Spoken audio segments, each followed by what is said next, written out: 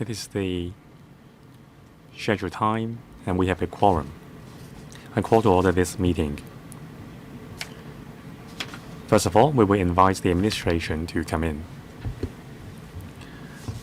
The first item is meeting with the administration.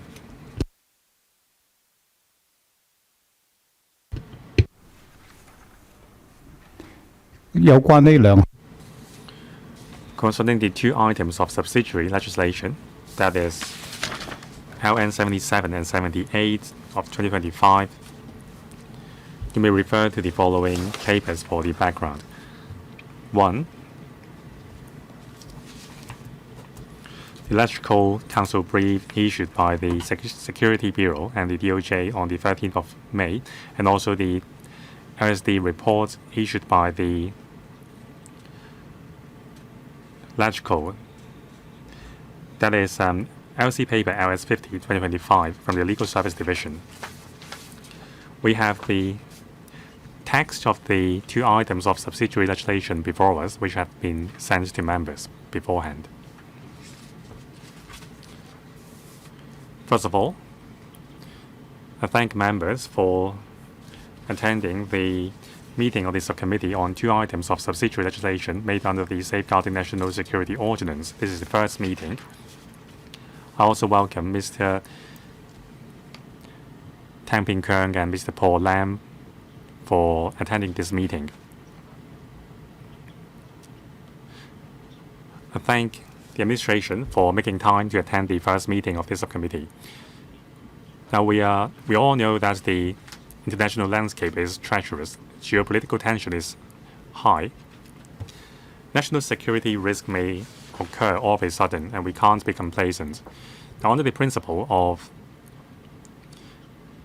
implementing the regulations as soon as possible, the Legisl Council meeting only held for 1 day, so that we can have time to hold a meeting under the subcommittee to discuss the two items of subsidiary legislation. Now, this morning, the Special House Committee meeting has decided to appoint the 15 members under the original Bills Committee for Safeguarding National Security Bill to be the members of this subcommittee. Now, the Secretary called me this morning to indicate to me the urgency of the subsidiary legislation. I agree. That's why I decided to call this meeting this morning to start the scrutiny process as soon as possible.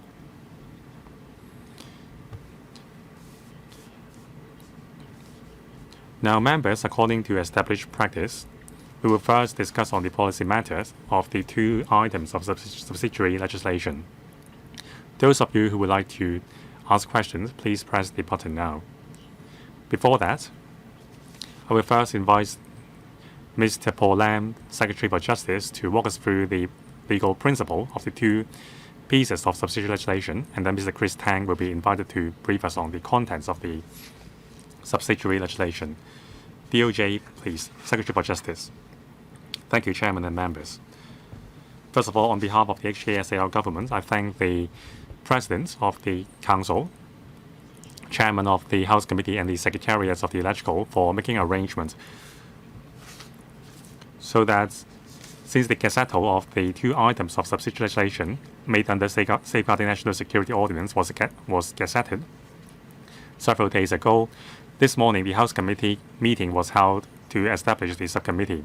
I'm also thankful for Mr. Jeffrey Lam for chairing this subcommittee for scrutinizing the laws. Now, on Tuesday, at the joint meeting between the panel for security and also the AJLSP, we have briefed members on the legislative proposals and listened to members' views. Many members gave their support for starting the negative vetting process as soon as possible. Now, after considering the views put forward by members, we have formulated the contents of the subsidiary legislation, and on the 13th of May, the acting chief executive in council, in accordance with Section 110 of the Safeguarding National Security Ordinance, has made the Safeguarding National Security Declaration of Prohibited Places Order and the Safeguarding National Security Office for Safeguarding National Security of the Central People's Government in the Hong Kong SAR regulation. In accordance with Section 42 of the SNSO, in a moment we will go into the details of the subsidiary legislation. There are 4 points I want to stress. First of all, the formulating of the 2 pieces of subsidiary legislation are proper in terms of reasonableness and legality. Now, enacting local law and entering into subsidiary legislation is one of the key methods for fulfilling our constitutional duty, and which we must fulfill as soon as possible. National security risk may occur all of a sudden. Subsidiary legislation is important in ensuring the lawful fulfillment of the mandate by the Office for Safeguarding National Security, that is the OSNS. Now we need to conduct the negative vetting process for the subsidiary legislation. Second, the 2 items of subsidiary legislation are within the remit of the SNSO. Now, concerning the regulation, we have fleshed out the details under Article 5 of the HKNSL, including providing for the role of the ONSS in overseeing and guiding and providing support to the Hong Kong SAR in the performance of our duties to safeguard national security. It specifies that the public servants must provide facilitation and support for the discharge of the OSNS duty and also the scenarios. And also there are penalties set for obstructing and resisting OSNS officers. These rules are necessary for better implementing the provisions under the SNSO and the HKNSL. It is in line with the conditions under Section 110 of the SNSO to formulate subsidiary legislation.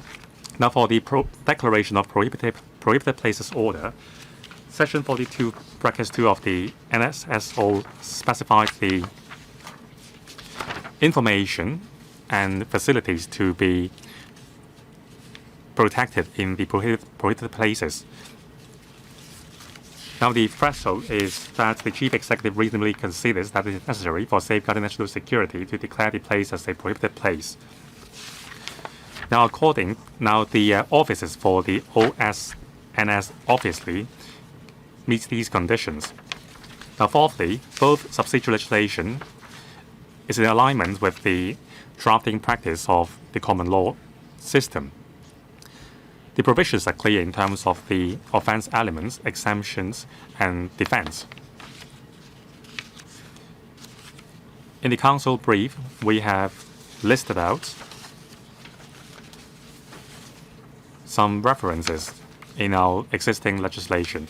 Now, the Prohibited Place Order has made reference to some subsidiary legislation in relation to the garrison and so on. We are specifying the area of the prohibited places by the name of the address and coordinations. We have also provided a map for the relevant prohibited places in the Council brief as an annex. This will help the public to understand the area of prohibited places better. Fifth, the 2 items of subsidiary legislation are in full alignment with the protection of human rights under the Basic Law and the Constitution.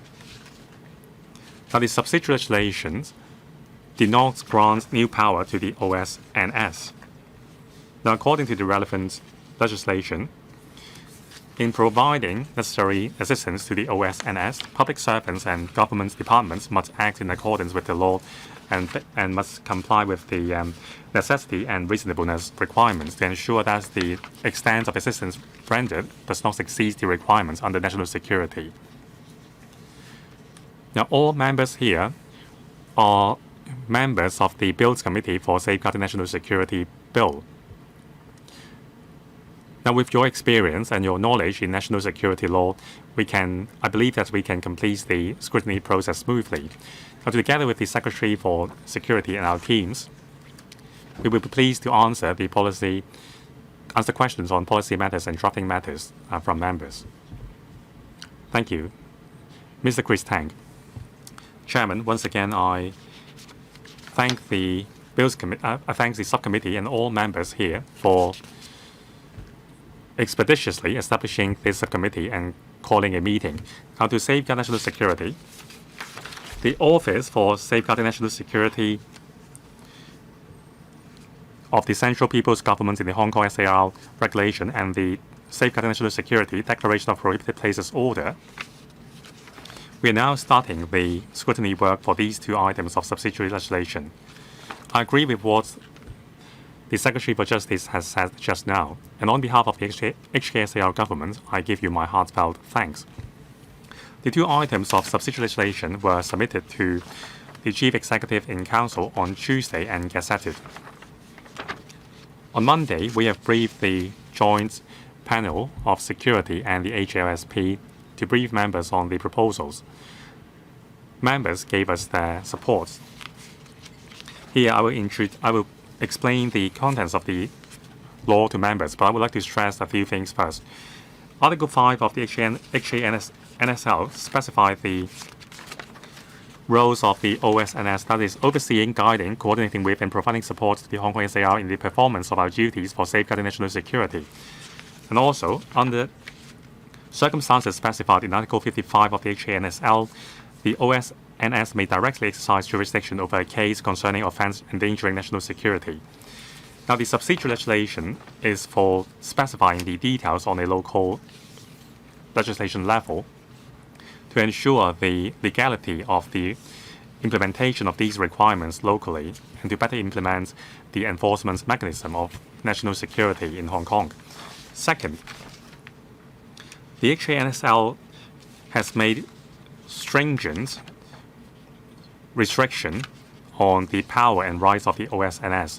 The two new pieces of law does not grant new power to the OSNS, nor will it affect the normal operation of other institutions and the daily life of our people. Now, subject to the approval of the Central People's Government, the OSNS can exercise jurisdiction on egregious and serious national security cases if the conditions in Article 55 of the HKNSL are met. Now, we are implementing a local mechanism to support the performance of mandates by the OSNS under Article 55 of the HKNSL. We are also specifying offences and penalties for obstructing and resisting OSNS in the due execution of their duties.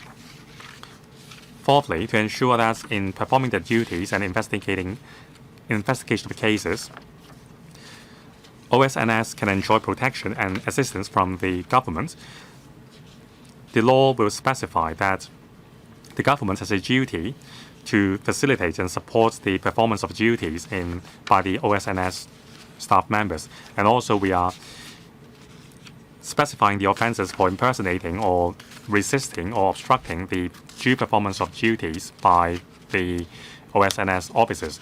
We have existing offences locally, for example, resisting or obstructing a police officer in discharging his duties. First, in relation to the regulation, there are 4 parts. The first part is preliminary. Second, general provisions in respect of the OSNS's overseeing and guiding the Hong Kong SAR in the performance of the Hong Kong SAR's duties for safeguarding national security. Third, matters in respect of the OSNS's handling cases concerning offences endangering national security. And fourth, protection in respect of the performance of its mandate. Preliminary. The regulation contains definitions including OSNS legal instrument, information, and conveyance for the interpretation of the regulation. Part 2, general provisions regarding the officers overseeing and guiding the Hong Kong SAR in the performance of duties. And according to Article 49 of the Hong Kong NSL, the mandate includes overseeing and guiding the Hong Kong SAR in the performance of its duties for safeguarding national security. Article 53 of the Hong Kong NSL provides that the office shall establish a mechanism of coordination with the CSNS, the committee, to oversee and provide guidance on the work of the Hong Kong SAR for safeguarding national security.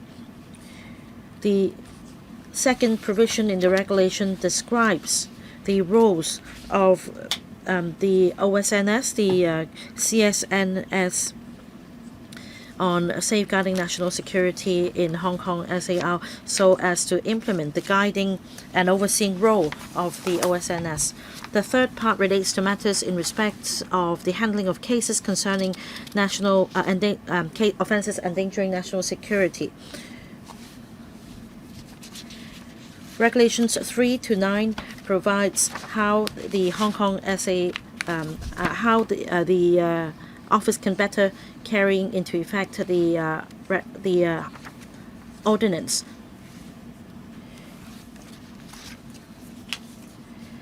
And Part 3 also stipulates that the office can ascertain whether the circumstances specified in Article 55 has arisen, and that any department or agency or public servant of the Hong Kong SAR will need to provide timely and reasonable assistance, facilitation, and support to the office.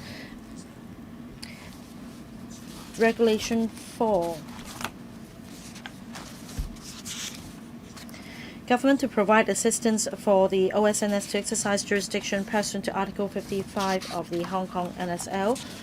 Any government, department, agency, or public servant must, on request of the OSNS, provide, in a timely manner, all necessary and reasonable assistance, facilitation, support, and backing and protection in accordance with the law. This relates to the exercising of the jurisdiction of the OSNS in accordance with Article 55 of the Hong Kong NSL.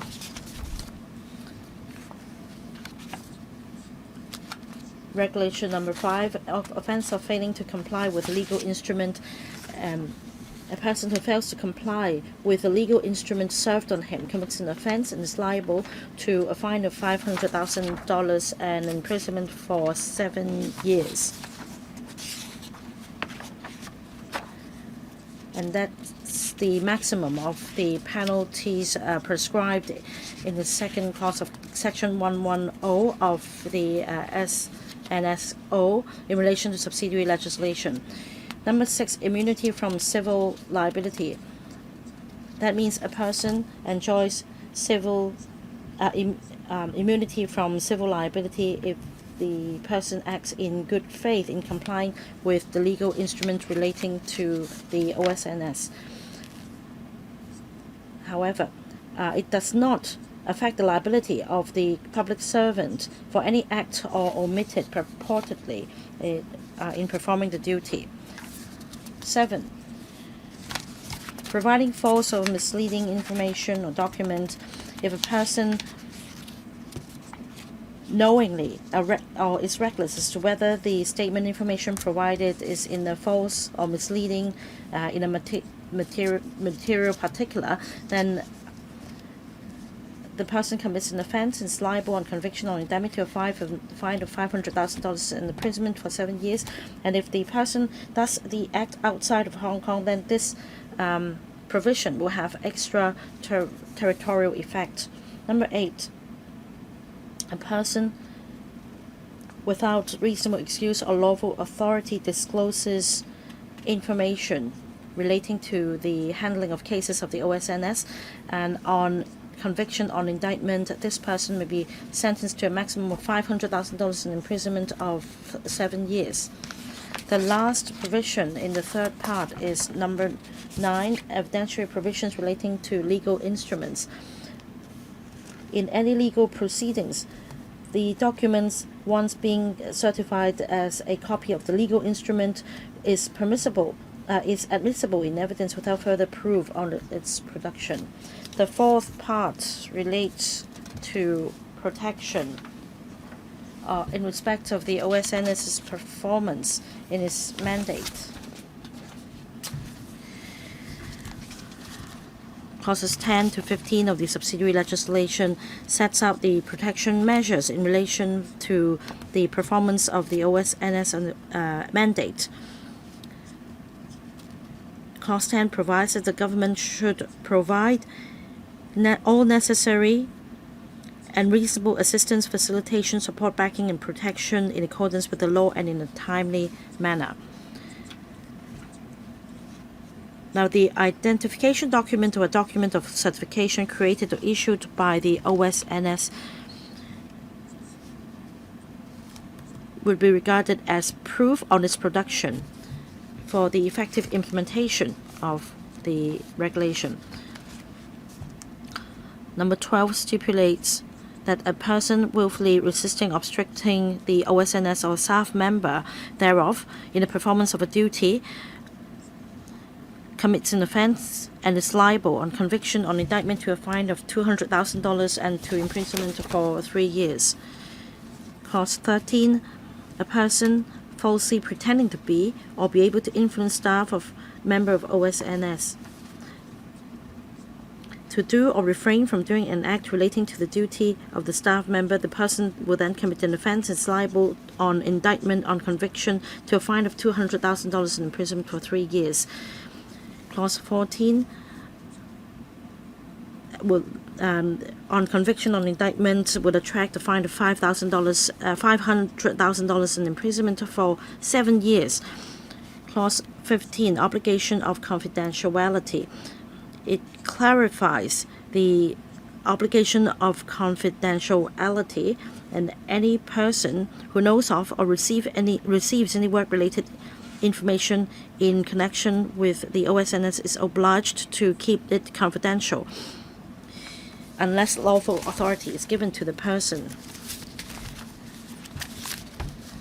Now, we've also designated certain prohibited places. According to Article 42 of the Hong Kong NSL, the chief executive may have regard to the use of the premises, the information stored, and that by order published in the Gazette, the chief executive may declare a place situated in the Hong Kong SL as a prohibited place, having regard to the matters mentioned.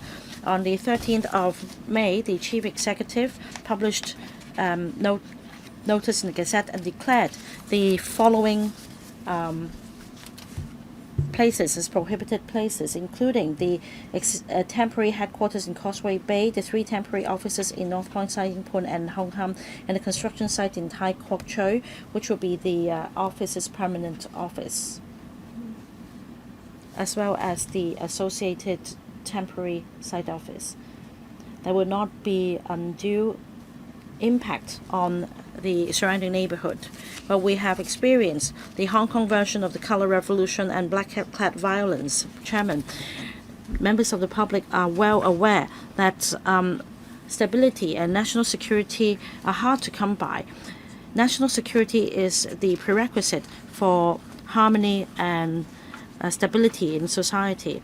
With the rise in geopolitical tensions, national security risks may emerge all of a sudden and cannot be predicted. In a white paper published by our country relating to national security of our country in the new era on the 12th of May, it also refers to external forces meddling with our country's affairs and attempting to suppress our country on the premise of the so-called Hong Kong issue. And we must do our utmost to combat such acts that would endanger national security. And we must also act in a timely manner to divert such risks. So I urge members to give us your views on the relevant regulation and order. The Secretary for Justice and myself and my team will be happy to take questions and comments from members. Thank you, Chairman. Well, thank you, Secretary for Security. As I said, we'll first discuss the merits of the policy. I plan to allow about an 1 hour discussion. I see that 13 members have indicated they wish to speak. Carmen Kan, Yao Wing Kit, Chen Sil Hong, Tony Che, Martin Liao, Tommy Zhang, Chan Hak-kan, Stanley Ng, Holden Chow, Reverend Peter Kuhn, Kennedy Wong, Regina Ip, Jeffrey Lam, Lai Tong Kwok, Lo Wai Kwok. 15 members. As I was just reading out the list, 2 more members signed up. Let's start with Ms. Carmen Khan. Thank you, Chairman. Now, on the request of the SAR government, as chair of the panel on security, I discussed with the chair of the panel on administration of justice and legal services. The joint meeting took place on the 11th, the discussion took place on the 11th of May, and the joint meeting, I'm sorry to interject that you'll be given 4 minutes questions and answer, please. On the 12th of May, we successfully convened this joint panel meeting. We discussed the relevant provisions in parts 1 to 4 of the subsidiary legislation that were just read out. And I understand that the administration heard views from members on these 2 items, and the members at the panel also supported the 2 items coming into force on publishing a notice in the Gazette. Now, I remember in March when we were examining the Safeguarding National Security Ordinance, we considered the May 28th decision of the NPC and then we considered that in making regulations or subsidiary legislations according to Section 110 of the Ordinance, this provision was formulated on the basis of the Bills Committee's views, and the administration adopted the view. Now, in other words, according to Cap 1 of the laws of Hong Kong, the subsidiary legislation must not in any way contradict the principal legislation, and that the subsidiary legislation must not exceed the scope of the principal legislation. So this is something that I will focus on when we come to the scrutiny of the regulation. Now, I fully agree that the national security risk may emerge all of a sudden and cannot be predicted. The whole of the Hong Kong SAR must do its utmost, including the Legislative Council, to ensure that our national security system remains robust, and that we must continue to take effective measures to suppress, prevent, and punish acts of endangering national security. Now, I mentioned Section 110. This is not unique in Hong Kong, because in other common law jurisdictions such as the UK and US, they also have similar mechanisms. Well, please, you only have 4 minutes. You don't need to give a lengthy speech. Just put the questions to the administration. I just want to say that there is nothing special for Hong Kong SAR to make a subsidiary legislation. And I believe that the subsidiary legislation clarifies 4 matters. In terms of the elements of offense and the penalties, we follow the established common law principles. That is the maximum penalty that can be prescribed under the subsidiary legislation. The second point, I'd like to confirm that the enforcement mechanism will go by the laws of Hong Kong. Now, the third question, only one provision will carry extraterritorial effect and not others. Is that right? The fourth question is according to the Article 42. Well, please be succinct, because if you can't finish all your questions during your round, you have to wait for another round. Okay. Secretary, thank you. I think Ms. Carmen Khan would like to confirm that in drafting the subsidiary legislation, the 4 major principles have been complied with. Now, the first principle is that all the offense elements are based on the common law principles. The elements of offense, defenses, and also the burden of proof, these are all based on the common law principles. As mentioned in the Council brief, we have complied with all the common law principles in drafting the law. And also, all the offences under the subsidiary legislation will be tried in Hong Kong because Hong Kong will exercise the jurisdiction on the criminal offences which occurs in Hong Kong. Now, thirdly, only one provision will carry extraterritorial effect, which is still within the remit of the principal ordinance. Now, fourthly, we have declared prohibited places, but the definition refers to, you have to refer to section 43 and 44 of the SNSO for the definition of prohibited places. So I confirm Ms. Carmen Can's understanding. Again, I remind members, we are not giving a speech. We don't have to reiterate the background of the regulation and the order. So please just give a brief background and context to your questions and then ask the question for the team to answer you within 4 minutes. Thank you. Mr. Kissen Yang. Thank you, Chairman. At the joint meeting, I follow up on the prohibited place issue. Today I will ask some more questions about them.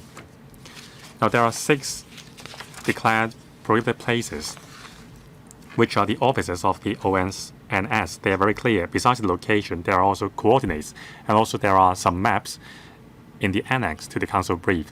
According to the media reports, there are already warning signs on the walls of the headquarters and offices. So normally, members of the public will not trespass these places. Now, these are the places, and they will not affect the area does not cover the pavement or the street, so it will not affect the daily life of the public. But after all, these places are still in the neighborhood of the public areas. So it would only be an offense if a person trespasses the places with criminal intent. So if a member of the public inadvertently enter the premises, would that be an offense? Now, there are 2 prohibited places which are near some schools. Now, despite the clear delineation of the area of the prohibited places, how can we be sure that the students will not enter these prohibited places inadvertently? Secretary. Now, about the offenses in relation to prohibited places, they are specified in sections 43, 44, and 45 in the SNSO. The criminal intent is required. For example, entering the area for espionage activities. Just walking by and taking a photo does not constitute a criminal intent. About the construction site and its vicinity to schools, the area is delineated clearly. It does not overlap with public areas. And there are sufficient signages nearby to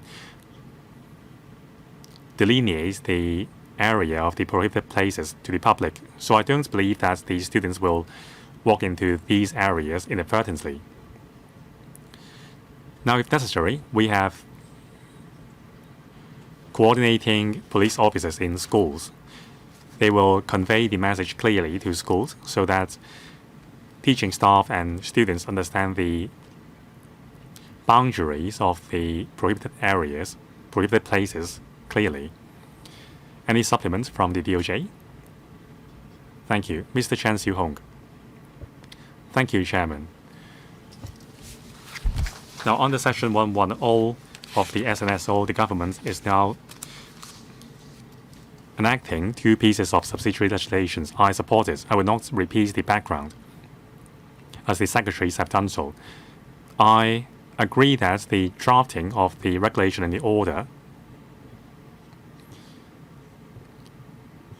does not contain any new elements, and they do not grant new power to the OSNS.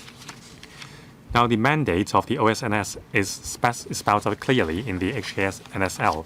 Now, Article 61 specifies that the relevant departments of the Hong Kong SAR government shall provide necessary facilitation and support to the OSNS in performing its mandates in accordance with the law, and stop any acts obstructing the performance of the mandate, and hold those commit such an act liable. Now, the emphasis is in the performance of the duties by the OSNS. The relevant departments of the government, HKSAR government, shall provide facilitation and support. Now, in terms of a failure to comply with the legal instruments issued by the OSNS or providing false information, there are clear offences and penalties for these behaviors. However, for failure to provide all reasonable facilitation, support, and backing to the OSNS by public servants, there is not an offence.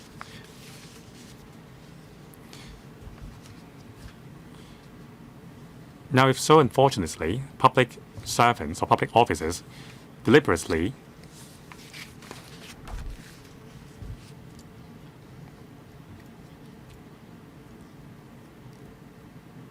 do not provide assistance to the OSNS, will there be an offence? And also, if there is a breach of the confidentiality requirements, will there be punishments to the public servants as well? I will attempt the question. Now, in exercising the conditions under Article 55, the OSNS would issue some legal instruments. Failure to comply with the legal instruments, whether it is a public servant or an ordinary member of the public, would be in breach of the law. That is, in the case of exercising the OSNS power under Article 55. Now, other than Article 55's powers, the government will provide assistance to the duties of the OSNS beyond Article 55. If a public servant fails to provide assistance to the OSNS, that would be in breach of the Civil Service Code. But that would not be an offence specified in the regulation on non-compliance with the legal instruments. In Article 55, for uncooperating individuals, there is not a clear penalty in Part 3 of the law. In Part 4, there is a provision on the principle concerning confidentiality and assistance. Now, if there is a serious case of public servants failing to provide assistance to the OSNS, what will be the punishment? Will that carry a higher penalty? Now, for the stage mentioned in Article 55, failure to provide information in accordance with the legal instruments is a criminal offence. If the situation does not invoke Article 55, but it is still an uncooperating public servant, then we will deal with it under the Civil Service Code. Now, for these scenarios, I think there should be internal guidelines to impose internal discipline based on the severity of the case. That is your view. Next, Mr. Tong Li-Jie. Chairman, national security is a priority.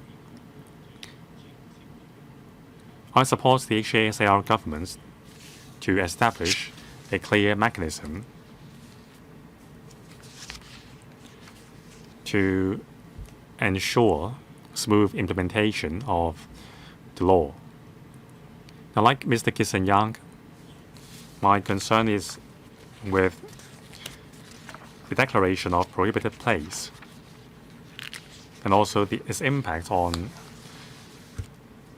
the public of Hong Kong and also visitors. Now, there are coordinates in the announcement, but the ordinary public would have no idea what the coordinates mean. So it is great that you have attached a map to the council brief. And also it is important to have sufficient signages near the places.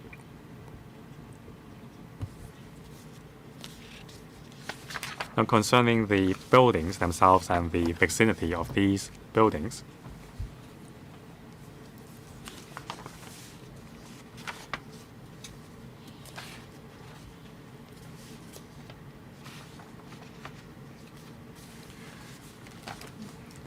The provisions have specified the details clearly. Now, what about drones and the airspace above the prohibited places? Is entry to the airspace also prohibited? Secretary, if you refer to the principal ordinance, say Section 43, Subsection 2 on espionage activities, prohibited activities include an individual with an intent to endanger national security, passing by or approaching the prohibited places by approaching, inspecting, crossing from above or below, entering or accessing the premises. Now, of course, you must have a criminal intent.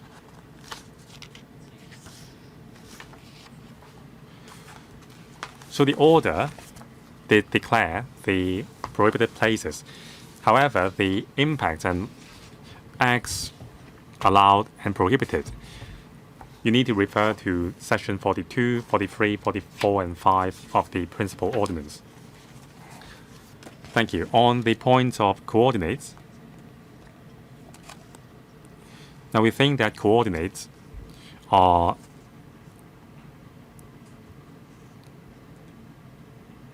the most useful tool to delineate the area. However, to facilitate public's understanding, we have attached maps to the council brief on the areas of the prohibited places. But from the perspective of law, coordinates are the clearest. I agree with your approach. In some other ordinances, there are maps attached to the law. So coordinates are very clear, but it is not easy to understand. So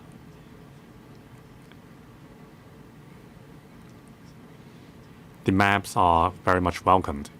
Now, about intent. For the ordinary public or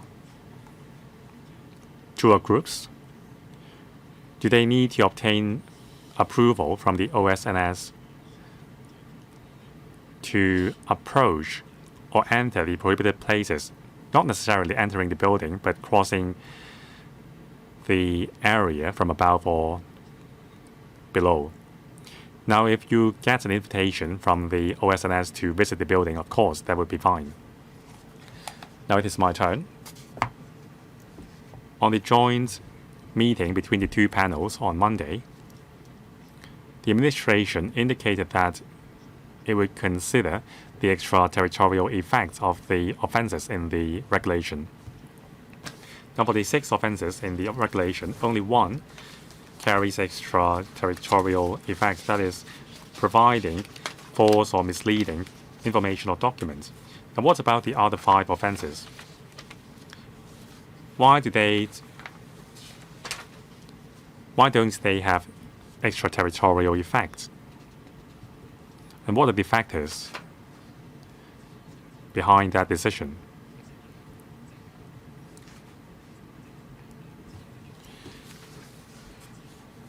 Now, a more appropriate question is why Section 7 subsection 2 needs extraterritorial effects, because normally we are just exercising jurisdiction within our jurisdiction.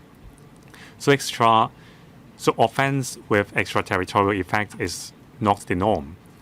Now, for Section 7, we need that effect because that is about providing false or misleading information or documents. There is one scenario. After invoking Article 55, the entire trial would be tried by a designated court in the mainland. The entire trial would happen in the mainland. So after a witness has given statements, and upon return to Hong Kong, it was found that the testimony is false. But that is not within the jurisdiction of the mainland anymore. So to arrest these scenarios, that someone is giving false statements in the mainland in these trials, to punish these behaviors, we need to grant extraterritorial power to the offense.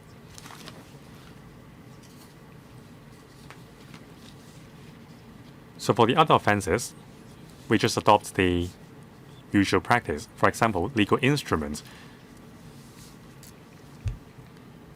If there is a breach, usually the breach would take place in Hong Kong. It is hard to imagine that a public servant failed to comply a legal instrument issued by mainland bodies outside Hong Kong. So normally, the offenses will not carry extraterritorial effect, but when necessary, we will add a provision to give that effect to the offense. We have specified clearly under what circumstances extraterritorial effect will be granted. Next, Mr. Tommy Cheung. Thank you, Chairman. Part 3 of the regulation relates to the coordination mechanism between the OSNS and the Hong Kong SAR government should circumstances specified in Article 55 has arisen. And according to Article 15 of the Hong Kong NSL, a request can be made for the Central People's Government's approval. Now, for Section 3 of the regulation,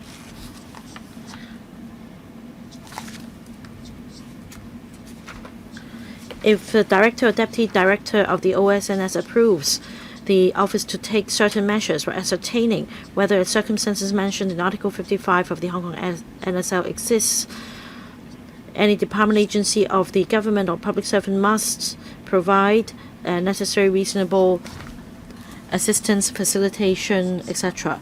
So my question is this.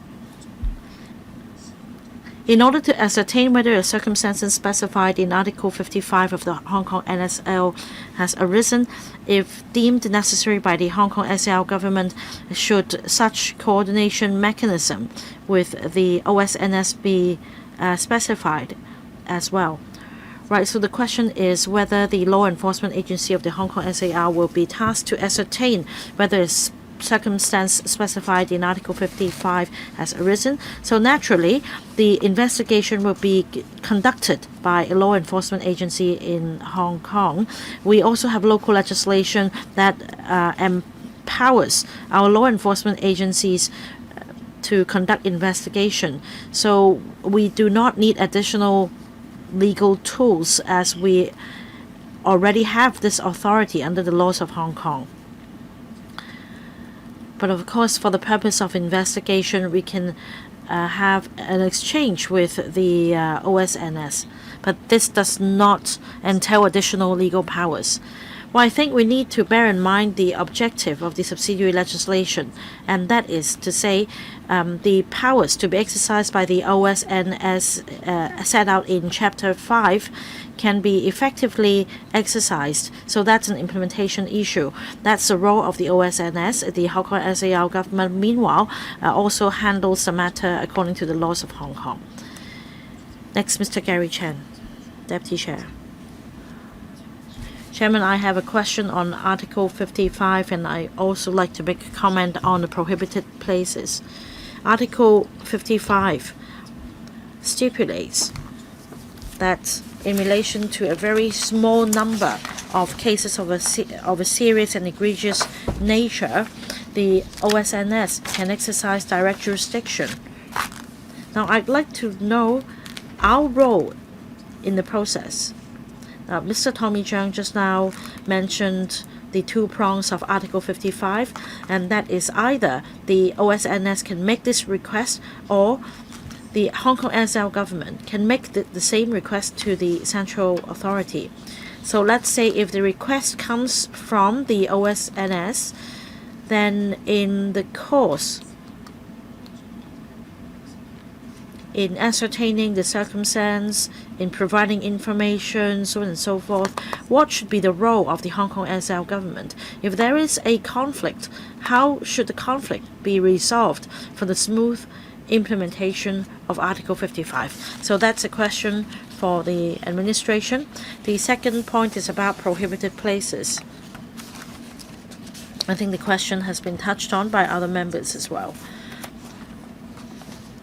Now, the landscape in Hong Kong is quite dense and complicated, and even if the order sets out the relevant coordinates with signage posted on the spot,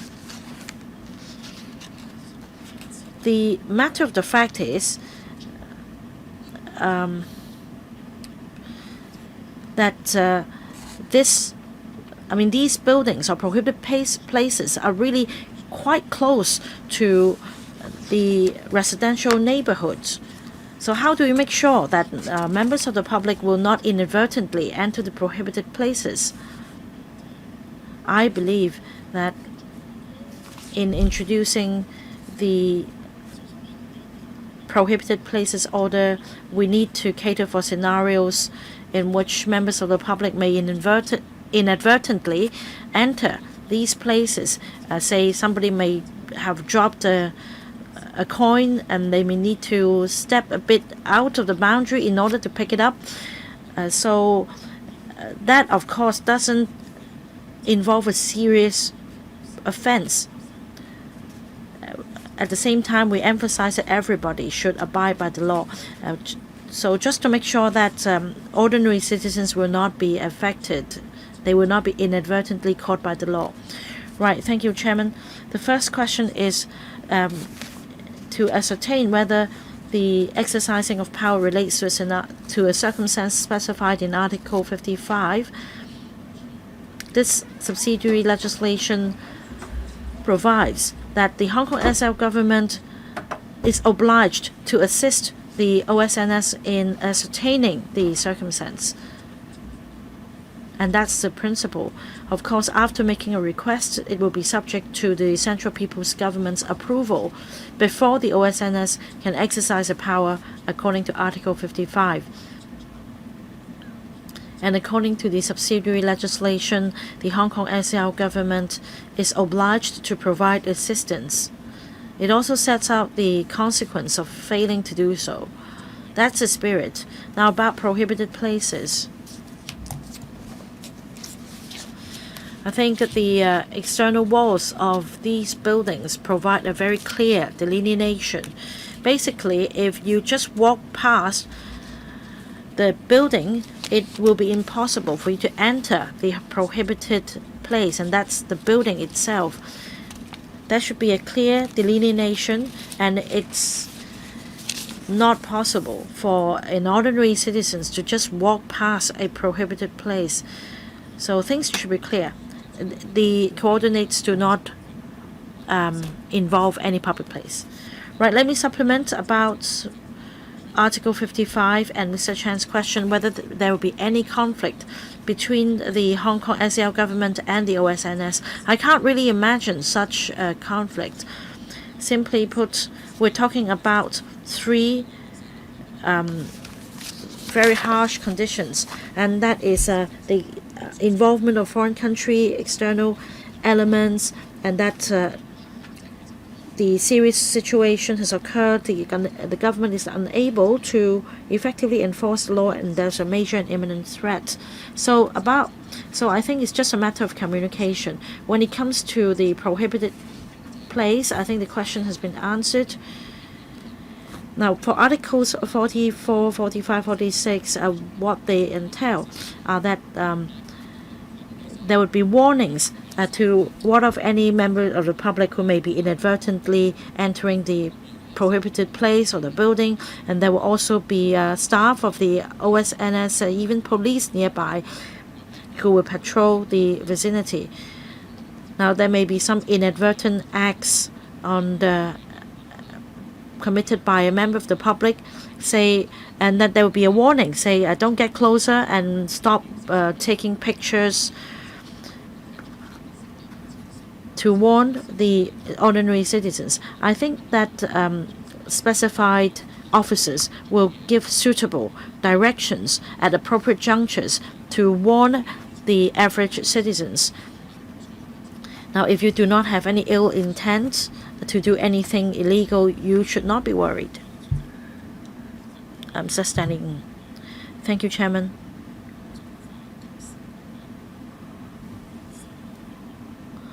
I fully agree that we should act in a timely manner to improve the laws relating to national security and its implementation mechanism. The proposed subsidiary legislation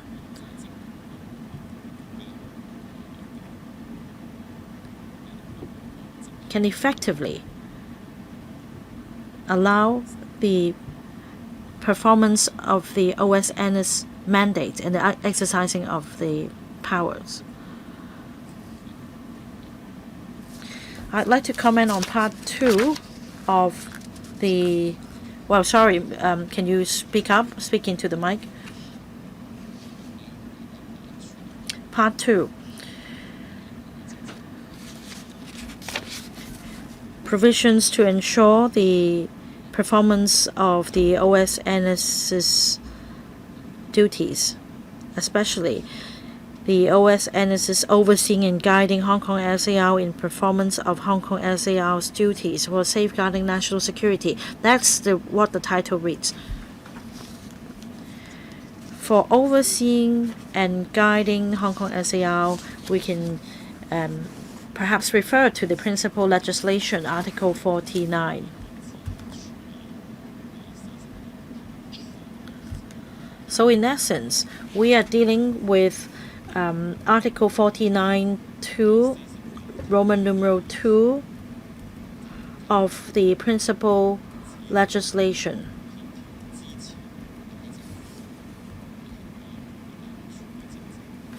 This article refers to overseeing, guiding, coordinating with, and providing support to the Hong Kong SAR in the performance of its duties for safeguarding national security. Now, my question is this.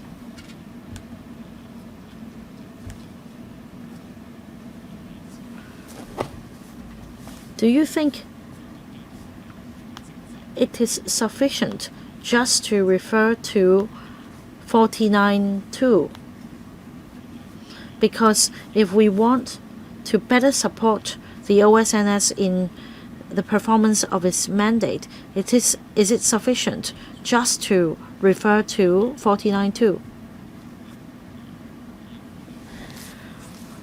What about subsections 1, 3, and 4? Shouldn't we include these as well in ensuring the performance of the OSNS of its mandate?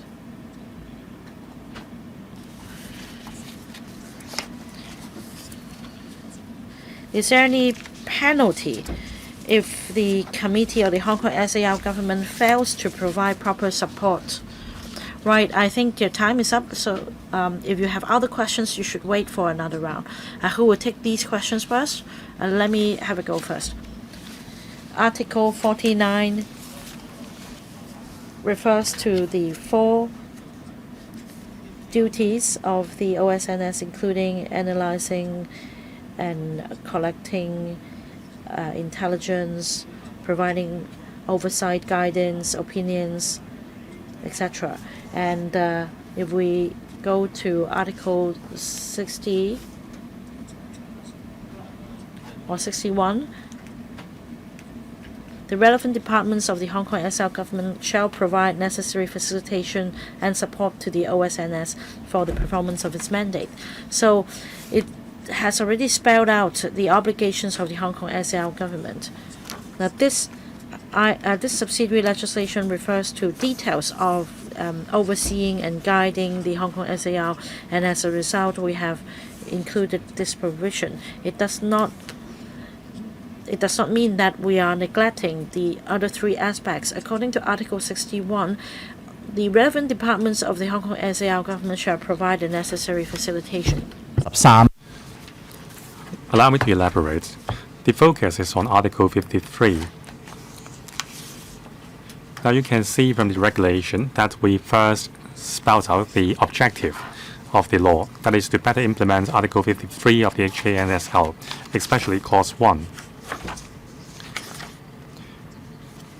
That is, the OSNS should establish a coordinating mechanism to guide and oversee the work of the HKSAR government to safeguard national security, but it does not spell out the details of the mechanism. So in Part 2, we have stipulated that, first of all, we have to accept the oversight and guidance from the OSNS, and also the Secretariat of the National Security Committee will have to play a role. But it doesn't mean that we are not providing assistance to the OSNS for the other duties of the OSNS under Article 49. So that is just a specific operational detail. Mr. Holden Chow. Thank you, Chairman. Now the geopolitical tension is getting intense. So I support the enactment of the regulation. It is fully in line with the basic law's requirements. Now about the macro policy perspective.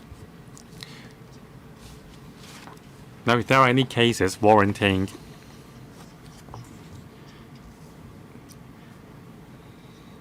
the OSNS exercising jurisdiction when the conditions in Article 55 are met, then the OSNS will take action. However, the regulation only stipulated for derived offences. For example, failure to comply with the legal instrument issued by the OSNS, or resisting or obstructing the staff members of the OSNS in investigation, or disclosing the work of the OSNS. So these so-called derived offences will be dealt with by our own law, our own legal system in Hong Kong. So for the cases warranting the conditions under Article 55, they would be tried in accordance with the PRC's law. However, for the derived offences in the regulation, for example, disclosing the work or information which should have been kept confidential, then the handling of these cases and the investigation would be in accordance with our own law. I just want to confirm that. Secretary, I will confirm that you are right, Mr. Holden Chow. Article 55. Now let me read out the section. The office will exercise jurisdiction over a case concerning offence endangering national security under this law. So these are just about cases fulfilling the 4 or the 3 stringent criteria. Now for the offences in the regulation, of course, they will not be a case warranting the Article 55 conditions. So that's clear. Now about the requirements to serve the legal instruments. That will be dealt with in accordance with the law of the Hong Kong SAR. Is my understanding correct? Secretary, that depends on the case. Now by service, you mean that Article 55 has been invoked? That is an exceptional circumstance. Then after that, the PRC's criminal procedure laws would be invoked. So the entire trial would be conducted according to the criminal procedure law of the PRC. So you will have to refer to the PRC's law for that. Reverend Peter Kuhn. Thank you. I would like to follow up on the matter of prohibited places.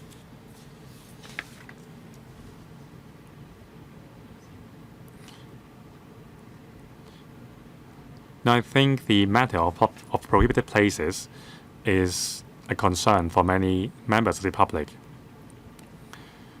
Now, when you are traveling overseas, if you are taking a photograph near military zones, you would be asked to leave. Now, since taking selfie is a very trendy thing nowadays, if there is a visitor taking a photograph near the prohibited place, but they are not within the boundary of the prohibited place, it may lead to a conflict between the OSNS and the tourist.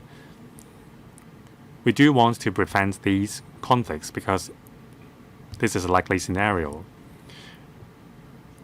And some people may be taking photographs from the top of a building near the office of the OSNS, but can they do that?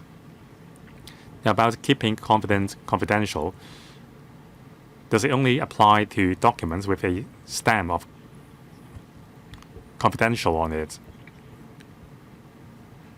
Secretary. About prohibited places. The intent is important. The idea of prohibited place is not a brand new idea in Hong Kong. For example, we have the garrison, and also there are military ports. If you take a photograph in front of the entrance to the port with no intent to engage in espionage or obstruct the workers there, I don't see why it would constitute an offense. On the other hand, there are some who deliberately use a high-power land to spy on the activities ongoing in the premises. Then the intent is dubious. Reverend Kuhn, on principle, I understand that there is not a criminal intent. But what if the officers from the OSNS come out to ask the person to leave? Would that lead to a conflict? I draw your reference to Article 45. It says that specified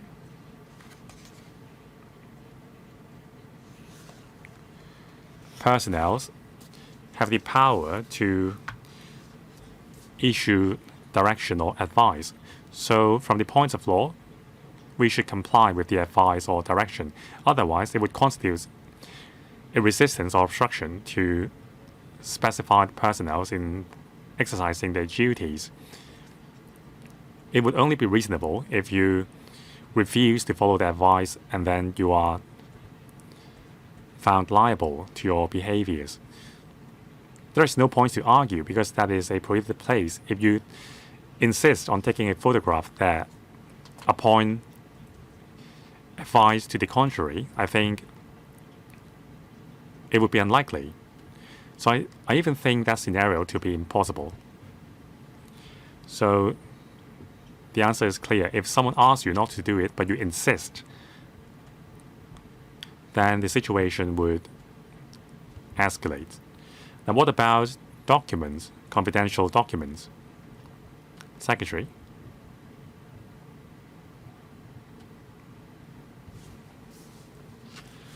I beg pardon.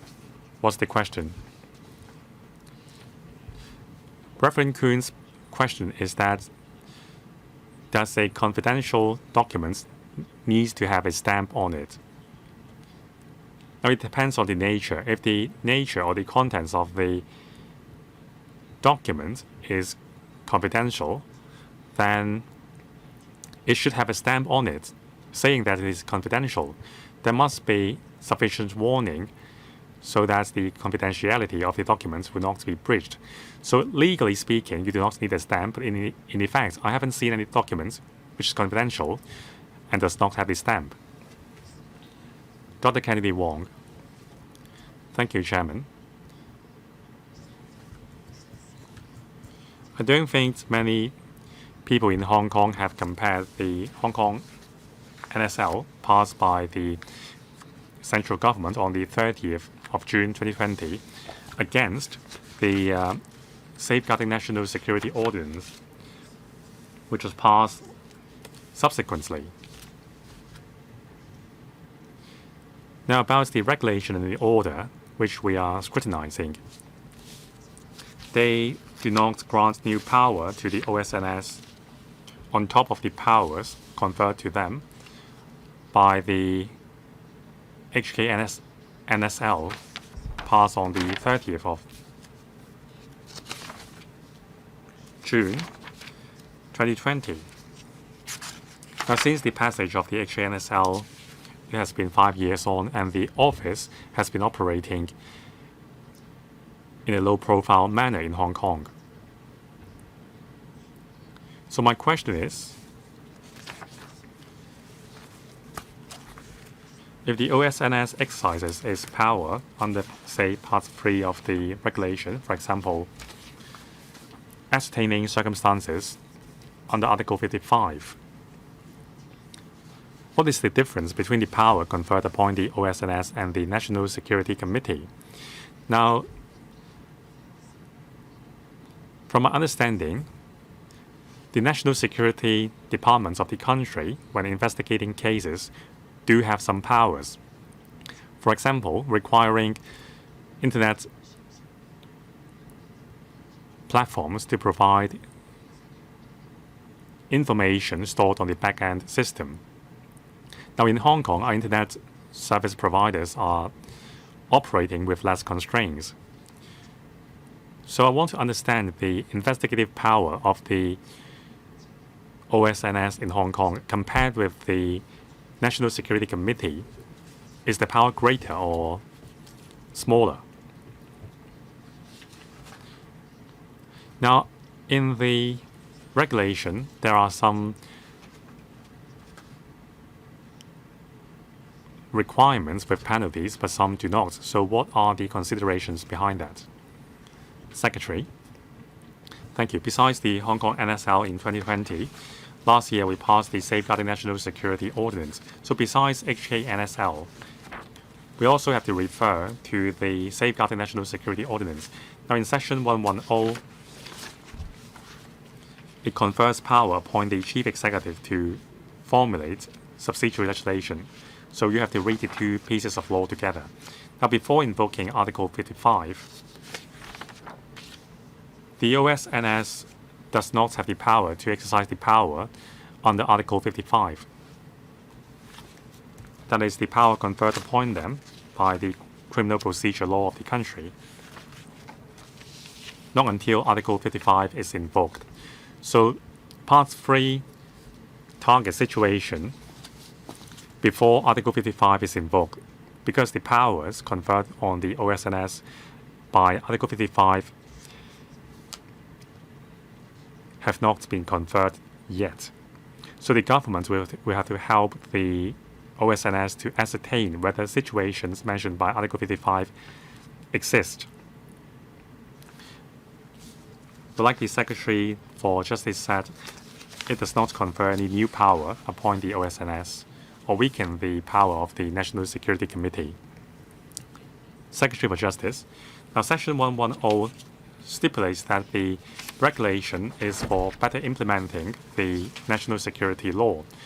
So it does not involve expansion or reduction of the power. And also there is no inconsistencies between the national security law and the Hong Kong NSL. In any event, the Hong Kong SNL has overriding power over our local legislation. Now, concerning the powers of the OSNS and the National Security Committee, it is a dual mechanism. Now, from the design, you can see that in Hong Kong, the top organ for safeguarding national security is the National Security Committee. At the same time, the Office for Safeguarding National Security of the Central People's Government was established in Hong Kong. They have different roles, and they together form the comprehensive mechanism for safeguarding national security. So I think we shouldn't compare the differences. They should be considered together as a system. I would like to very briefly take Dr. Wong's question on the penalty provisions. Chairman, how about I save that for the clause-by-clause scrutiny stage? Mrs. Regina Ip. Thank you, Chairman. I will put specific questions about the provisions when we come to the clause-by-clause stage. I just want to say this. It's a question of principle. Hong Kong is a highly open society. We also offer visa-free entry arrangements for over 100 countries. But as such, we need to keep our guard on all the time to prevent foreign forces intervention. I fully support the Hong Kong SAR government in making subsidiary legislation. Implementation details and relevant arrangements should be made out if the OSNS is to exercise direct jurisdiction in the circumstances specified in Article 55. I also agree with what Secretary for Justice said, that these details are commonly adopted by common law jurisdictions as well. In the UK National Security Act passed in 2023, 18 schedules included to set out, for example, investigation powers, and that if necessary, subsidiary legislation will be made to further improve the national security law. So I have this question, picking up on what Mr. Holden Chow said. For the OSNS to exercise jurisdiction according to Article 55, only 4 offences will be involved. According to the Hong Kong NSL, there are offences such as incitement, and this is also a criminal offence in Hong Kong. So, should prosecution be undertaken by the Hong Kong side or by the OSNS? For the incitement offence, as mentioned by Mrs. Ip, then apparently the Hong Kong courts has jurisdiction. Now we need to be clear about the two different concepts. There are two different types of offences. Now if we refer to the Hong Kong NSL, we have offences endangering national security. So they refer to offences that may and that endangers national security, including incitement. There is also another expression. It's called the offence of endangering national security as specified in this law. So that covers the 4 types of offences in Chapter 3 of the Hong Kong NSL. And there are different approaches. Whereas if we take a look at Article 55, it sets out the 3 conditions for the OSNS to exercise jurisdiction. Now, and this refers to an offence that endangers national security as specified in this law. The CFA judgment refers to another scenario, and that is for offences not covered by the 4 as spelled out in the Hong Kong NSL, and that also includes incitement. Other details such as bail arrangements will also follow the relevant approaches. So apparently, for conspiracy to commit an offence under the Hong Kong NSL, well, that depends, because in the 4 types of offences we also have aiding and abetting and inchoate offences. So if we're talking about inchoate offences of the 4 types of offences, or the 4 offences referred to in the Hong Kong NSL, they will be subject to Article 55. Mr. Jeffrey Lam. We should all do our duty to safeguard national security. We enjoy stability in Hong Kong, but in the face of complex geopolitical landscape, we do have some hidden national security risks, and that is why we must continue to improve the national security laws.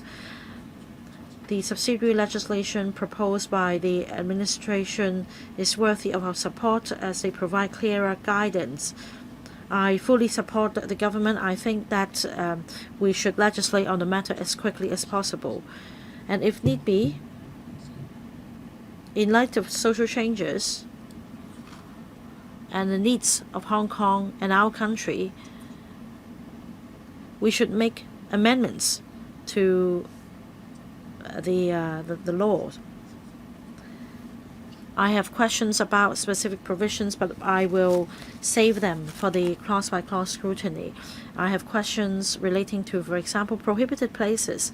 But I do have this question for the SJ and his team. This is a unique piece of legislation in Hong Kong. It is not spelled out here, but in theory, other ordinances in Hong Kong should also apply.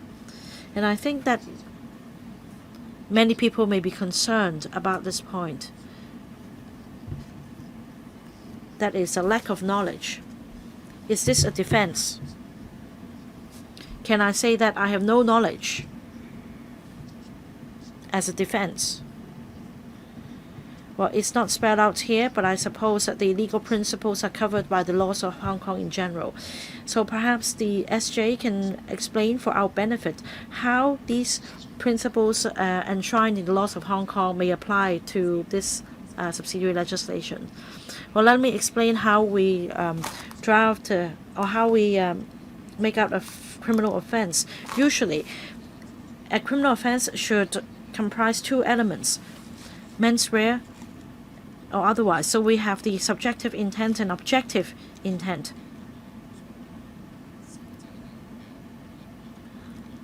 For the proposed offenses in the subsidiary legislation, we spell out very clearly the elements required and the defense available. Usually you see defense like a reasonable excuse.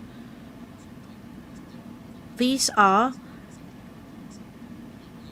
concepts well articulated in other pieces of legislation and in the common law principles. As to how they operate, I think we should refer to the common law principles and other ordinances. They have the which have the similar expressions and provisions. So simply put, there may be a defense available, not spelled out in this particular item of subsidiary legislation, but prevailing in general in the laws of Hong Kong. Then it will still operate well. No, we do not have something called a general defense. For all offenses made out in the law, we need to be clear. We need to provide very clearly what defense is available to what offense. But of course, there are principles such as certain presumptions. Let's not get too technical. The objective is that we clearly provide for the offense as well as the relevant elements and the defense. Mr. Lai Tong Kwok. Thank you, Chairman. Well, I think the discussion has touched mostly on prohibited places, and we've also read the media reports in newspapers. My colleague just now referred to a scenario in one of the prohibited places. There are schools nearby, and a student may inadvertently take pictures or have the football roll into the prohibited area. Then the secretary already explained. The team took us to read articles 45, 46, 47. Can I further clarify the matter and see if my understanding is correct? For example, Article 44 provides that a person without reasonable excuse or lawful authority inspects, passes over, under, enters, accesses a prohibited place, and knows that in doing this act, this person has no lawful authority, then the person commits an commits an offense. Well, I think the Safeguarding National Security Ordinance provides some stringent criteria in order for the offense to be made out. So inadvertently entering by playing football, for example, will not be a breach. And you also mentioned the specified officer issuing a warning, and that if you ignore the warning, you will be in breach of the law. So that's clear that there will not be any misunderstanding. We have double safeguards here. First, one has done so without reasonable excuse or lawful authority. Two, it's not an inadvertent act. I just want to confirm. I don't think this is a policy question. I think it's rather a specific question relating to prohibited places. Maybe we should wait for it later, but let's hear from the SJ. I can confirm that the understanding is 100% correct. Next, Dr. Loy Kwok.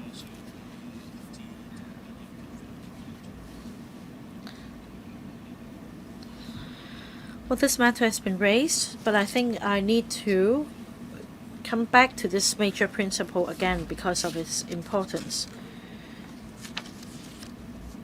The Hong Kong SAR government has jurisdiction over national security offences. This is clearly spelled out in Article 40,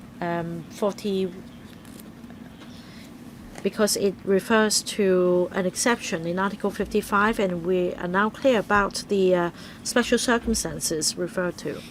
So, in relation to this subsidiary legislation, in order to ascertain whether a circumstance specified in Article 55 has arisen, the Hong Kong SAR government must provide facilitation and assistance to the OSNS.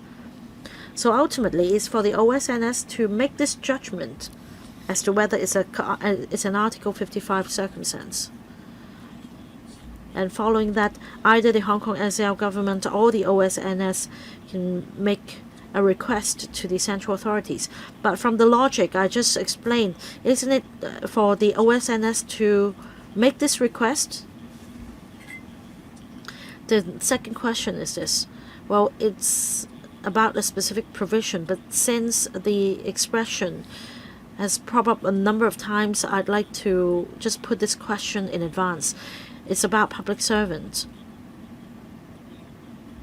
Every now and then we read expressions such as public servant, public officers, and here it refers to public servant providing assistance.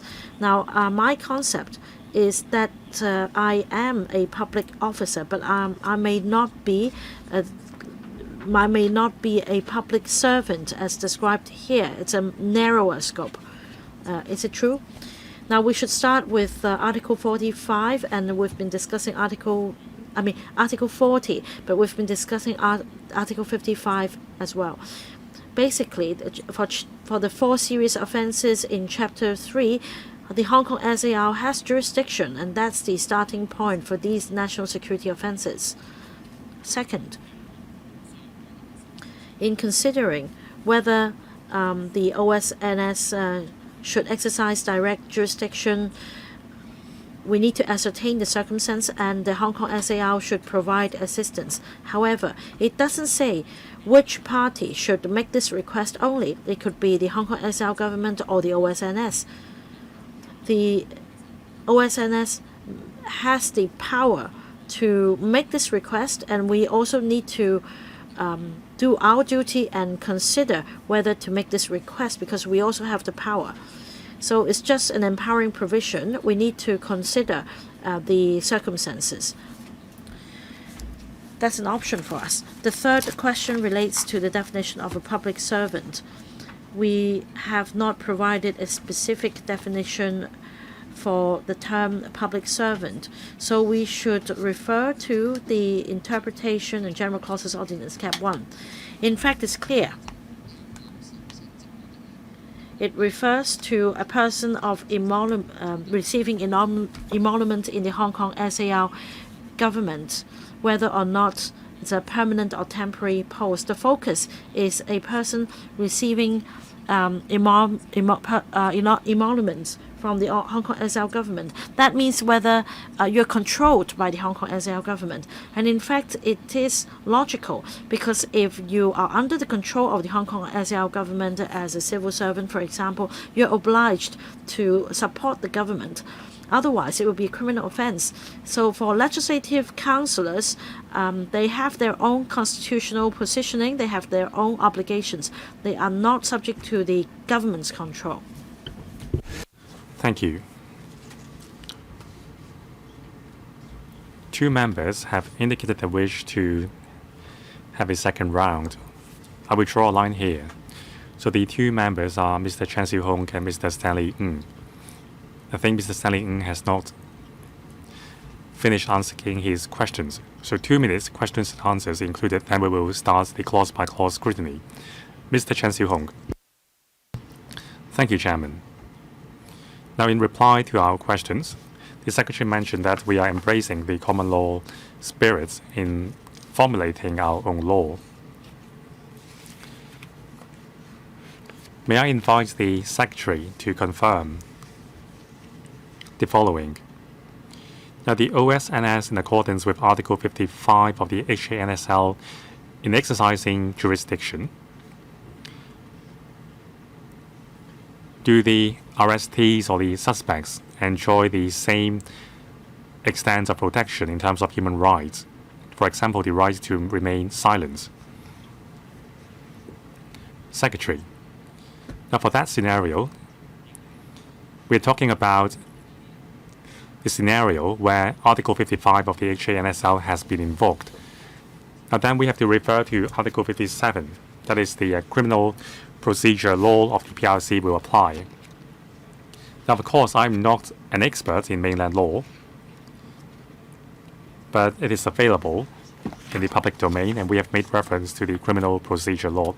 It is not 100% identical to our law, but there are common principles. For example, presumption of innocence, the statutory defenses, and one cannot be forced to testify. And these principles are the common principles. Of course, in that scenario, the law of Hong Kong will not apply, but it doesn't mean that there is no protection to human rights and freedom. Now, according to Articles 4 and 5 of the Safeguarding National Security Ordinance, we do adhere to the principle of the basic human rights and freedom. Mr. Stanley Ng.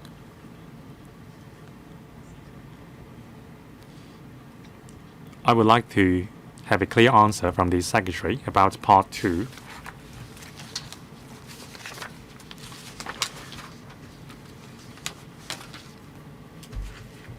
Now, that's in response to Article 19 of the HANSL.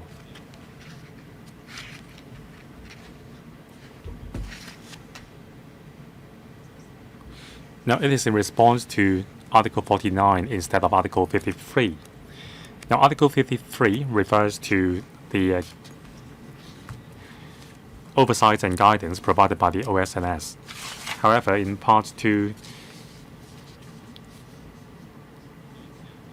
Section 2, brackets 1, it mentions Article 49 of the HANSL. Now, to allow the OSNS to better implement the regulation, you have missed out the mandates of the OSNS, like coordinating with and supporting and those mandates.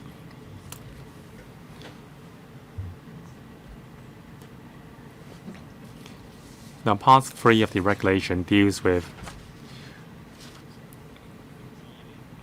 helping the OSNS to better ascertain the conditions mentioned in Article 55.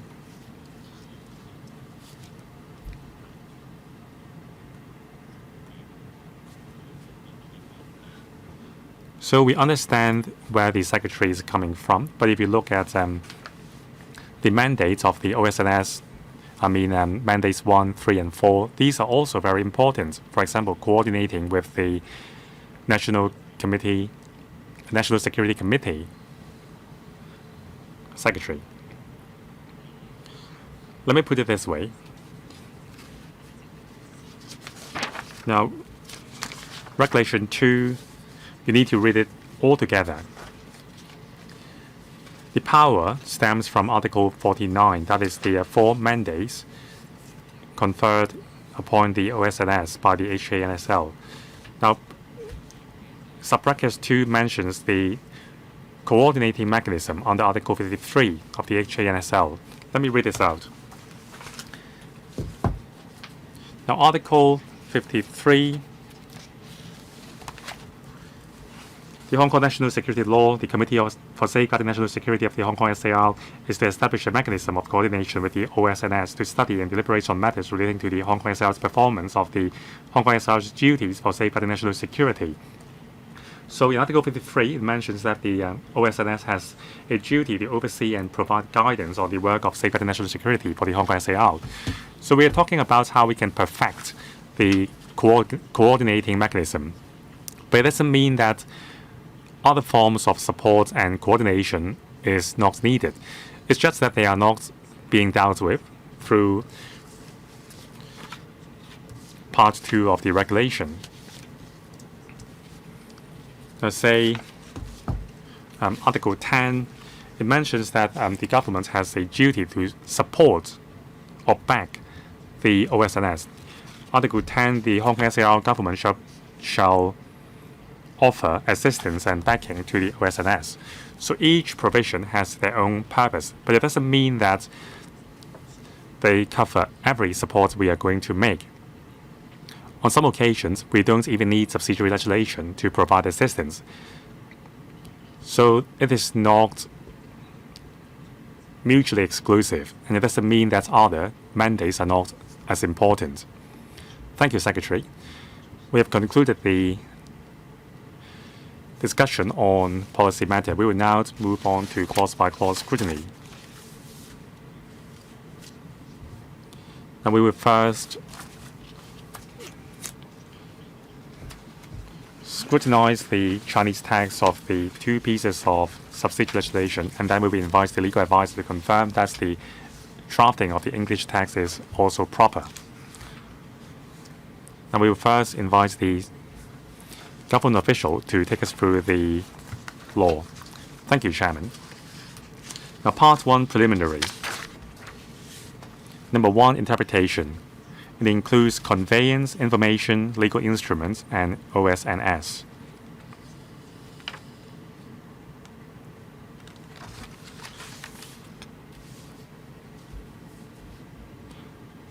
There are questions from members. Mr. Chen Siu-Hong. Thank you, Chairman. On the definition of conveyance, it includes a vehicle, vessel, aircraft, and hovercrafts. By referring to similar ordinances, for example, our own SNSO, there is a chapter dedicated to conveyance. So the definitions are basically the same. But it came to my attention that in some sections, for example, Section 34 of the SNSO, there is a term departure conveyance. It means conveyance used for departure from Hong Kong, vehicle, vessel, aircraft, and hovercraft. But there is an addendum and other forms of conveyance.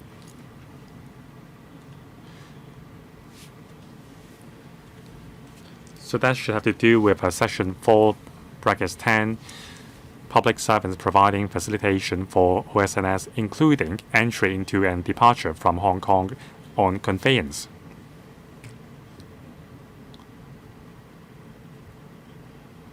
So why didn't you include other forms of conveyance as well to make the scope wider?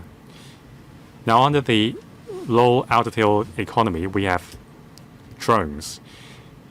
In the future, the OSNS may use drones to serve documents or send parcels. So that's the term hovercrafts cover drones. Are drones included? If not, would you consider drones a kind of assistance provided by the public servants to the OSNS? Secretary. Now, in terms of aircrafts, I've conducted some research, so I will tell you the results of my research. Now, aircraft's definition is well defined in our law. So I think that definition would definitely cover a drone. I will invite my team to answer the questions. Mr. Ng. Now we have made reference to Section 41 of the SNSO that includes a vehicle, vessel, aircrafts, and hovercrafts. Now the member mentioned that in Section 34 the term other modes of conveyance was included, but that was to do with a departure from the Hong Kong SAR, and also the provision says means. But here we are using the word includes, so it is a non-exhaustive expression. So that also includes other form of conveyance as well. Next, Mr. Tony Jie. Thank you, Chairman. I would like to know more about the definition for information. It says it includes information stored by electronic means or message or intelligence that is not stored on any medium.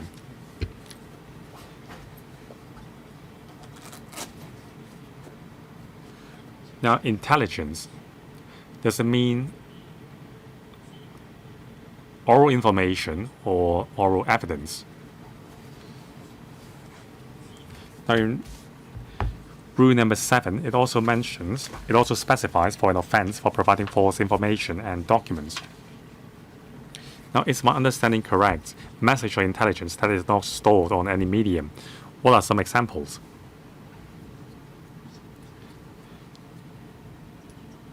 Ms. Daphne Siu. Thank you, Chairman. The definition for information in the regulation is made with reference to Section 29 of the SNSO. So the member is right. B, message or intelligence that is not stored on any medium. We are referring to oral information, which is not recorded in written form. We think we need to cover this kind of information as well. Chairman, are there other examples besides oral information?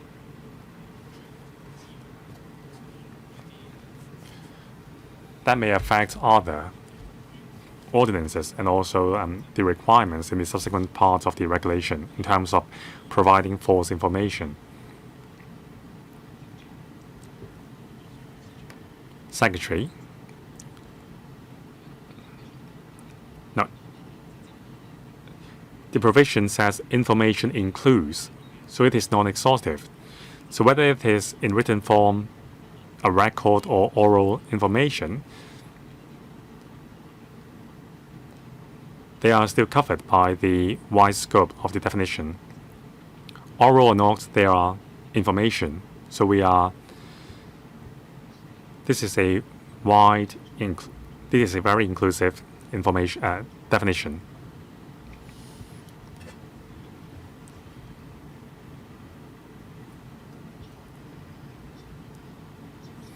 Now for clause-by-clause scrutiny, I think we can have 3 minutes, including questions and answers, for each question. Mr. Holden Chow. Thank you. About the definition for legal instruments. Now it says it means legal documents issued by the OSNS under Article 57 of the Hong Kong National Security Law. If you refer to Article 57 of the HKNSL, now for a case under Article 55,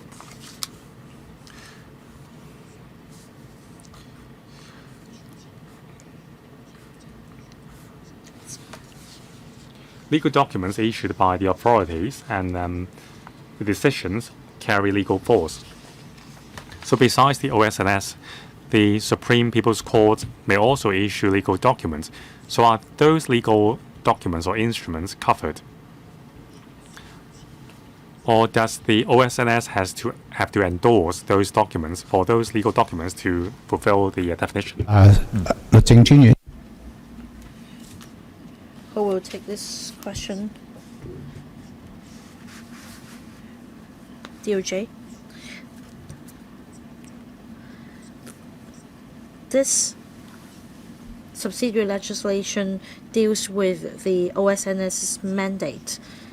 So the legal instrument here refers to legal document issued by the OSNS. The member mentioned other legal documents referred in Article 57. That's not within the scope of this subsidiary legislation. The matter can be dealt with at a later stage. This subsidiary legislation deals with the mandate of the OSNS. Any supplement, SJ? Article 57 refers to 3 types of legal documents. I'm sorry, let me put it this way. According to Article 57, 3 different authorities will take part in the process in the mainland. The OSNS will establish the case for investigation to take place, and then the investigation will be undertaken by a designated secret authority, and then the Supreme People's Court will be responsible for trying the case. So there are 3 types of documents relating to mandatory investigation measures. So the legal instruments that may emerge must relate to, for example, investigation or a mandatory measure to arrest somebody. And that is, assistance should be given to the Supreme People's Court. And in practice, in terms of supporting the work of OSNS, I believe that the legal instruments should be the legal documents issued by the OSNS.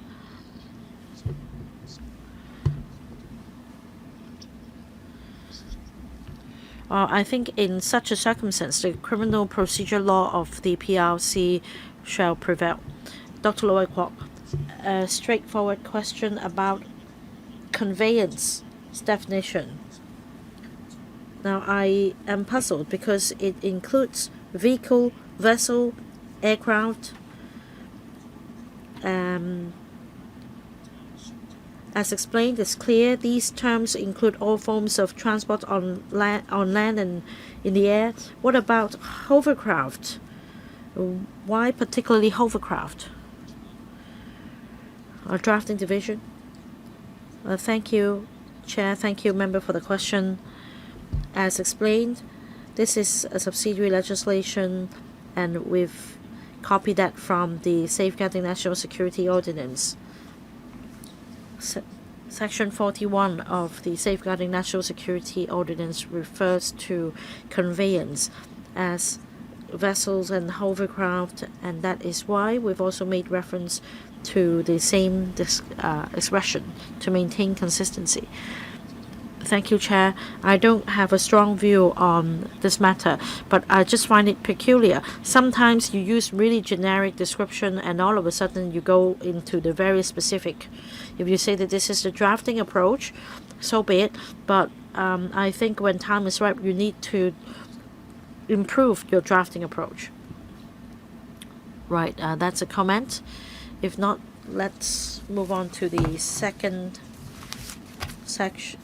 part. Part 2.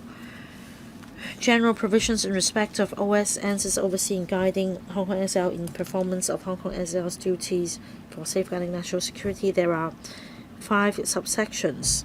First, the Hong Kong SL is subject to the OSN's oversight and guidance under Article 49 of the Hong Kong SL in the performance of Hong Kong SL's duties for safeguarding national security.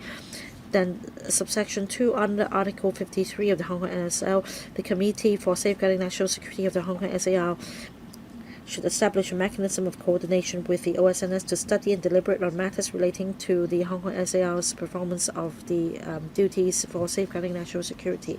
Subsection 3, the committee is to make an overall plan for and implement the opinion provided by the OSNS on overseeing or guiding the Hong Kong SAR in the performance of duties for safeguarding national security in the settled matter in which the opinion is to give effect. The fourth subsection, the Secretariat of the NS Committee is to convey, assist in the following up and giving of effect the decision made by the NS Committee and other measures taken and give effect to the opinion. Subsection 5, NS Committee makes a decision on giving effect to the opinion. A person in Hong Kong SAR who has a duty must respect and implement according to the law. Mr. Jeffrey Lam, Chairman, a straightforward question about this person who has a duty for safeguarding national security in subsection 5. Can you be more specific? Are you referring to principal officials, discipline services officers, civil servants, or all government officials? Who will take the question? Secretary for Security. Reference can be made to Section 8.3 of the Safeguarding National Security Ordinance. Any person given the mandate according to the law should be regarded as a person having a duty to safeguard national security. Monsieur. Thank you. Let me supplement why we use expression the person who has a duty for safeguarding national security, because Section 2 refers to the overseeing and guiding responsibility, and that's for Article 49 of the Hong Kong NSL about the OSNS's mandate in overseeing and guiding the Hong Kong SAR. And then we can turn to Article 53. OSNS shall establish a mechanism of coordination to oversee and provide guidance on the work of the Hong Kong SAR for safeguarding national security. So the logic follows that it's a person who has a duty for safeguarding national security who should do so and so. And like the Secretary already explained, if you have a statutory duty, then you have the duty to for safeguarding national security. And according to Section 8.3, if the laws of Hong Kong SAR confers any function on the person, the function is to be read as including a duty to safeguard national security. Thank you. Reverend Peter Kuhn. Apart from the NSC's making a decision, are there other ways for the National Security Committee to implement the opinion of the OSNS? Secretary for Security. The Hong Kong NSL refers to a decision in Article 14. Apart from that, suitable measures can be taken. For example, there may be codes regulating the work of different government departments, and this will be dealt with under the relevant codes. Ms. Carmen Khan. Thank you, Chair. I have a question on Section 2, Part 2, Section 2, and then 5 subsections.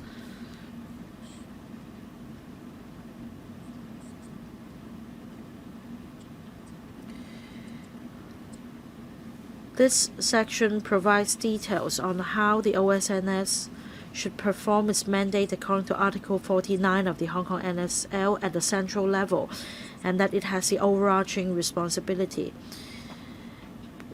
As far as the Hong Kong SAR is concerned, it's not just about Article 49. In fact, subsidiary legislation should be made in relation to all articles. Like the Secretary for Justice earlier commented, a major principle for the enactment of the subsidiary legislation is one of reasonableness and necessity. So at the level of the Hong Kong SAR, the focus of this part here is for the National Security Committee of the Hong Kong SAR to receive oversight and guidance from the OSNS. We can spare out the details because this is the principle. There is a need to do so and it's reasonable, and that is why it's only necessary to put the concepts of oversight and guidance in Article 49 here. And then the next part relates to a mechanism of coordination in subsection 2.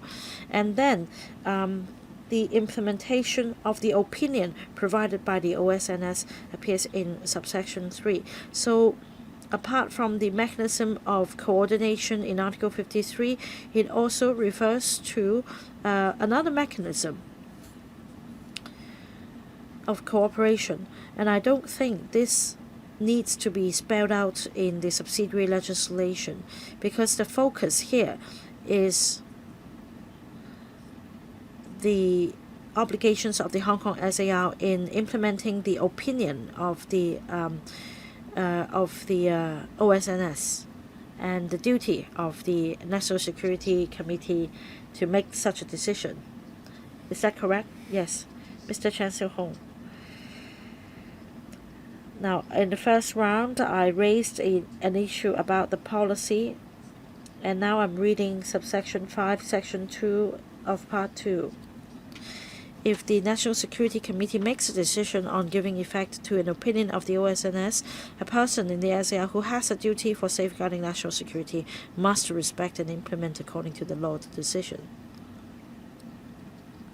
Just to confirm, if this person who has a duty for safeguarding national security fails to respect or implement the decision according to the law, then what next? Would the person be subject to internal disciplinary procedures? What can be done to ensure that this person will implement the decision? Secretary. For civil servants, they are required to observe the Civil Service Code. There will be consequences for non-compliance.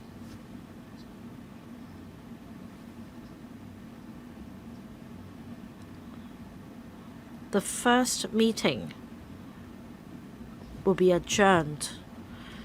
We have a 1-hour lunch break, and then when we come back at 2, we will hold the second meeting. Thank you.